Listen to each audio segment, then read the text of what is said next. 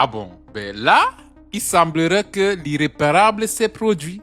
L'erreur tant attendue est enfin arrivée. On nous dit qu'un missile russe a frappé la Pologne. La question que les novices comme nous, on se pose, est-ce que la Pologne est donc prête à faire la déclaration tant attendue? Est-ce que la Pologne va donc activer le fameux article 5? On nous dit qu'un missile russe a frappé la Pologne. Où sont les maîtres chanteurs, les va-t-en-guerre qui attendaient la petite erreur? Et là, si c'est confirmé que réellement, un missile russe aurait touché la Pologne, dans les normes, la déclaration doit être faite. La déclaration que nous attendons depuis 2022.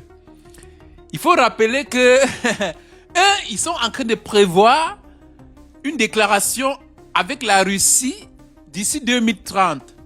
Et là, nous sommes en 2026 et ils nous disent qu'un missile russe a touché la Pologne.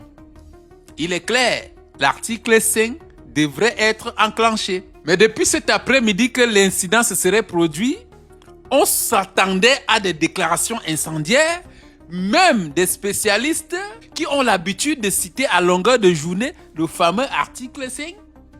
Tous, semble-t-il, temporisent. Donc, ils parlaient comme ça, ils ne sont pas encore prêts. La question qu'on se pose, la Pologne a longtemps vociféré et s'est frappé la poitrine, voulant livrer pour un premier temps les FCS à l'Ukraine, livrer au plus de munitions à l'Ukraine. Est-ce que la Pologne est prête à faire la déclaration, à entrer officiellement? Est-ce que la Pologne va le faire?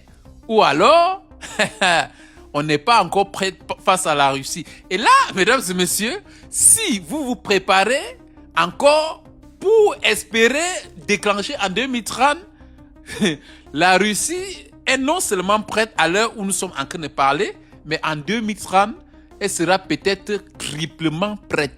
Donc faisons gaffe là en Europe et réfléchissons si c'est nécessaire réellement ce conflit tant souhaité contre la Russie à l'horizon 2030.